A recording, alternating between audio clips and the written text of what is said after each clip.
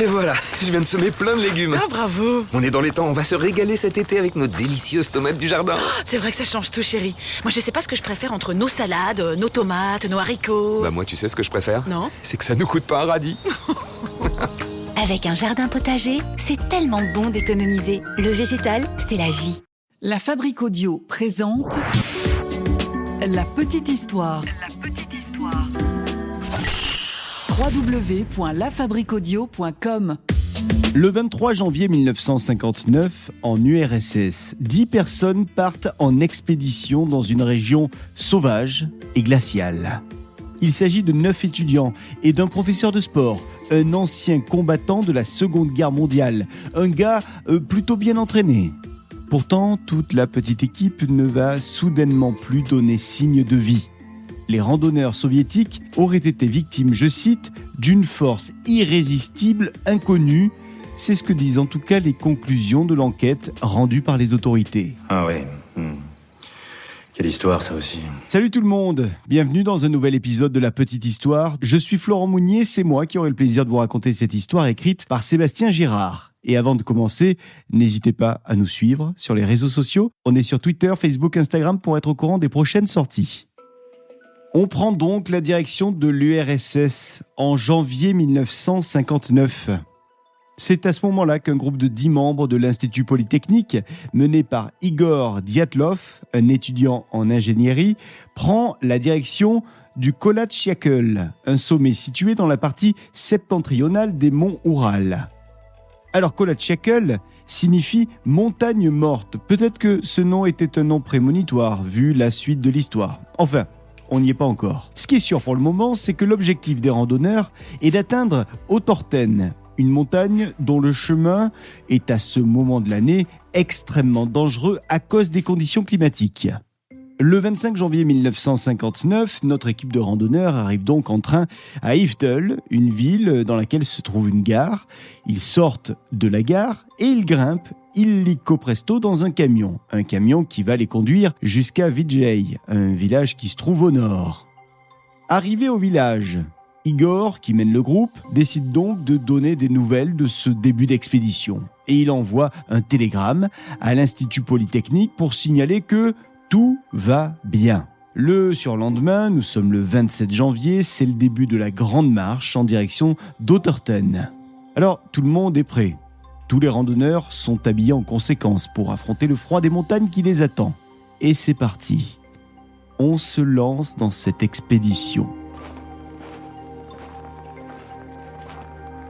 Le paysage est magnifique. Mais déjà, le premier jour, la fatigue commence à se faire sentir. Et notamment chez l'un des membres du groupe, Louri Odin, qui semble ne pas être en forme. Il va plutôt mal. Et il se plaint. Il se plaint même beaucoup. Il dit qu'il a froid, très froid. Et il a même des engelures qui se sont formées. Et donc il préfère rebrousser chemin. Il décide donc de renoncer à cette expédition. Et désormais, le groupe n'est plus que 9. 9 dans la grande épopée, 9 dans le froid. Et 3 jours passent. La marche continue et on commence déjà à ressentir les premiers effets de la fatigue. Nous sommes le 31 janvier et le groupe a enfin atteint une région de haute terre qui constitue une première étape avant la grande montée, celle qui est tant redoutée par tout le groupe. Et le lendemain, le 1er février, c'est parti pour la véritable aventure. C'est là que ça commence. Et ça grimpe sec. Dès le départ, la montée est rude. Mais les randonneurs s'y étaient préparés. Alors ils commencent à grimper en respirant tranquillement. Et ils arrivent à traverser petit à petit le col. L'équipe pense déjà à la nuit suivante. Et donc on commence à imaginer où est-ce que va se situer le campement. Le lieu du camp idéal serait de l'autre côté du col. Oui, mais ce jour-là, les conditions météorologiques sont mauvaises. De plus en plus mauvaises d'ailleurs. La météo s'est vraiment dégradée sur les dernières heures. Il y a du blizzard. On y voit très mal dans ce brouillard. Et les randonneurs semblent de moins en moins sûrs du chemin qu'ils empruntent. Et ce qui devait arriver arriva. Les randonneurs s'égarent en déviant vers l'ouest en direction du Kolatchiakl. Heureusement, ils finissent par se rendre compte de leur erreur et ils décident donc de s'arrêter. On va camper sur le flanc de la montagne. On reprendra demain.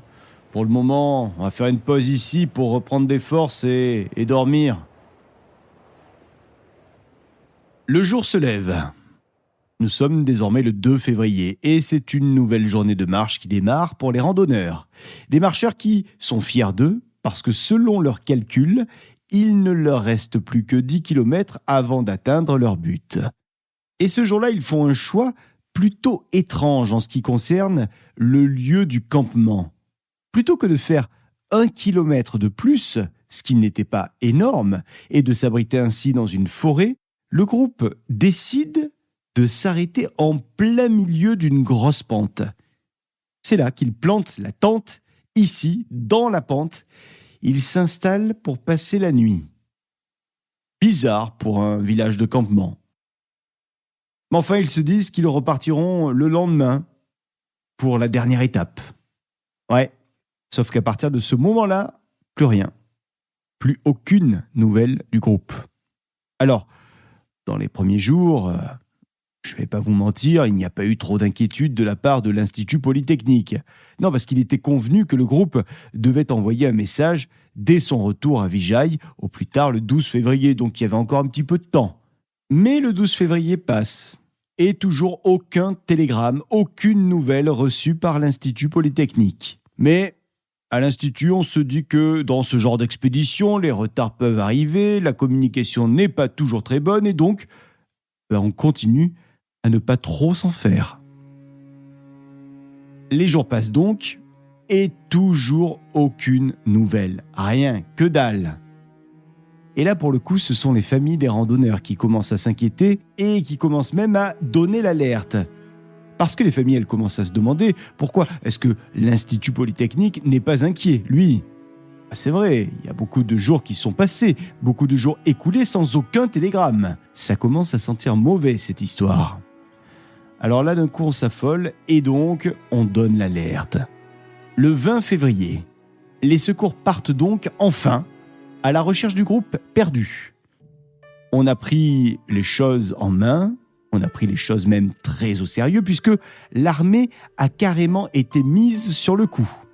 Il y a des avions, des hélicoptères qui survolent désormais la montagne à la recherche de notre groupe d'explorateurs.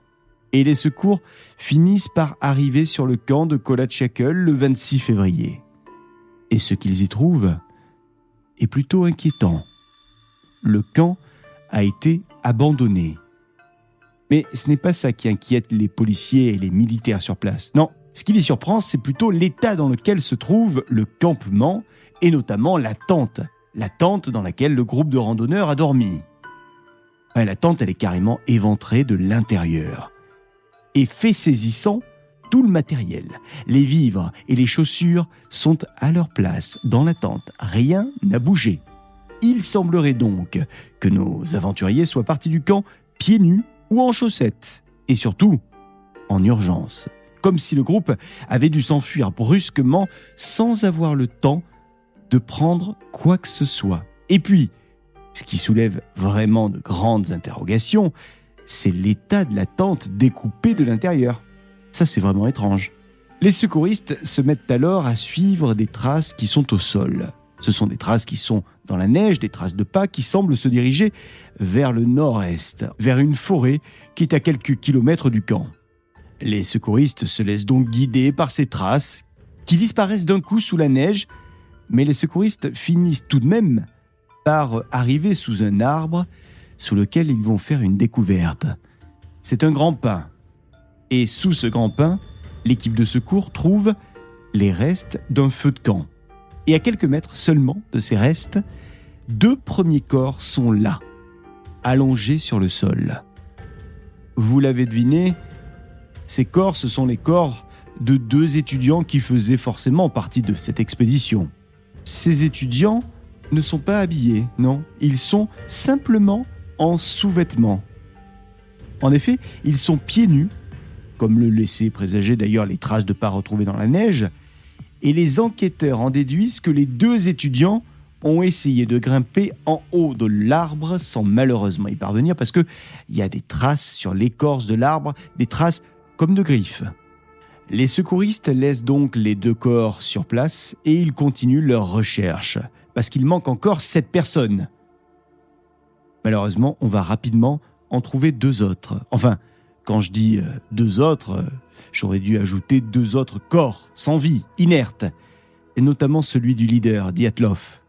Et si l'on en croit la position de son corps au sol, celui-ci était en train de se diriger vers le camp initial au moment où il est mort.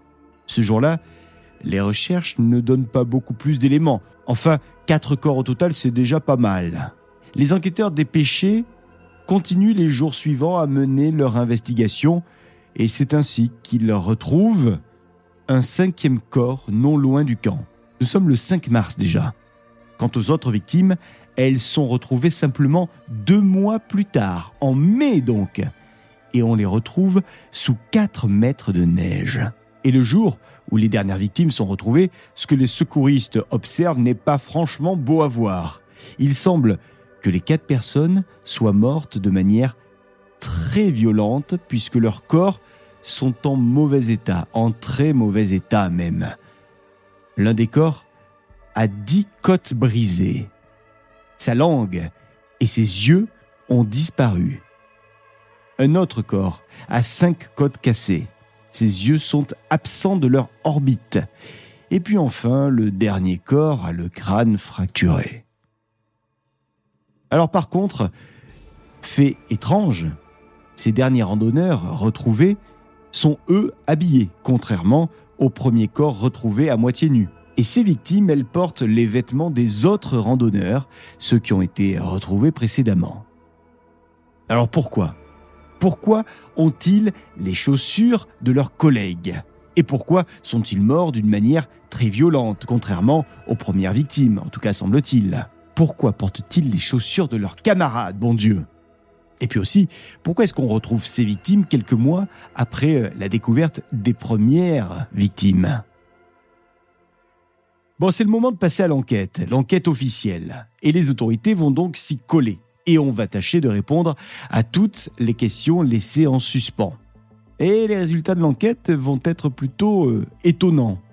Selon le rapport, écoutez bien, le groupe était seul dans la montagne ce jour-là. Bon, jusque-là, ok, on est d'accord. La tente a bien été éventrée de l'intérieur. Ok, ça, on s'en doutait également. Je continue à lire le rapport. Les aventuriers ont tous quitté le camp de leur plein gré. Ouais. Et on signale dans ce rapport que les blessures qui ont été observées ne peuvent pas avoir été faites par un humain. Ah ouais ? Ouais. Et puis il y a d'autres choses dans ce rapport. On peut lire que plusieurs vêtements des victimes ont été retrouvés avec, je cite, un taux de radioactivité anormalement élevé. Alors, après tous ces éléments, les enquêteurs arrivent à la conclusion que les membres du groupe sont tous morts, je cite, à cause d'une force irrésistible et inconnue. Alors que s'est-il passé ? C'est le moment où l'imagination des uns et des autres est débordante. On a plein de théories qui existent, vous vous en doutez. Tout d'abord, il y a ce groupe de randonneurs, un autre groupe, qui se trouvait au moment des faits à environ 50 km au sud de la montagne, selon leurs propos.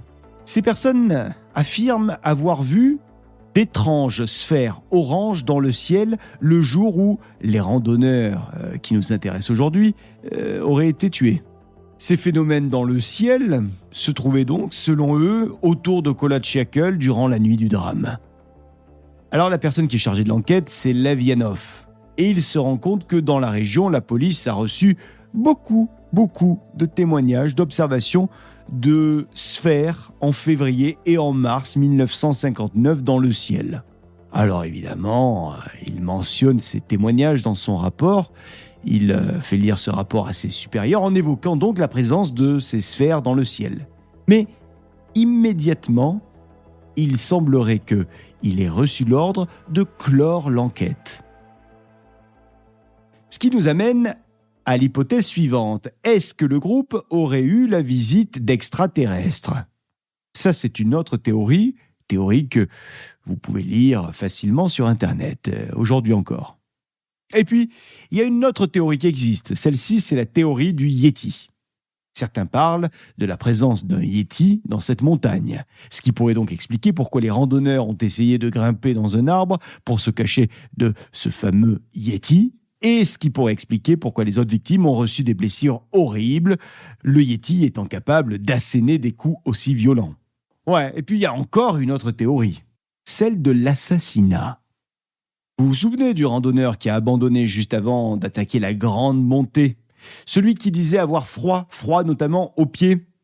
Et si tout ça n'était que le résultat d'un massacre organisé par un seul homme, cet homme, ce randonneur, qui a abandonné ses collègues ? Bon, on ne sait pas, il n'y a pas de réponse. Quoi qu'il en soit, la question est restée sans réponse pendant de nombreuses années, et cette affaire est devenue l'un des mystères les plus importants et les plus connus du RSS. Et des films se sont d'ailleurs penchés sur la question. Je dis des films, mais il y a aussi des ouvrages, des livres.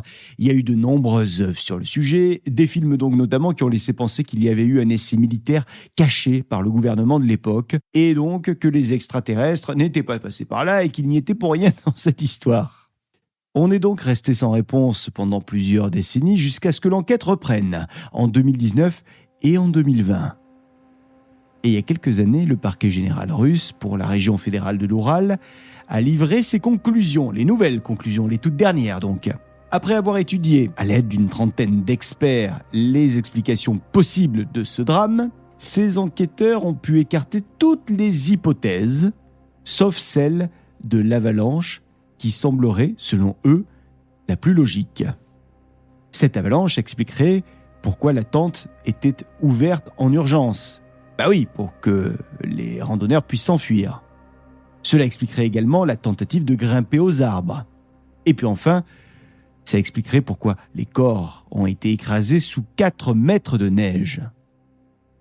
Cependant, dans une interview qui a été donnée en 2013 et dans un documentaire qui est sorti ensuite en 2017 sur une chaîne russe, l'ancien chef adjoint du département des enquêtes du ministère public de Russie privilégie la thèse militaire. Il affirme que le procureur adjoint de l'époque, Leonid Ourakov, a donné ordre de classer l'affaire après que les enquêteurs aient cherché à savoir s'il y avait eu des essais militaires dans la région.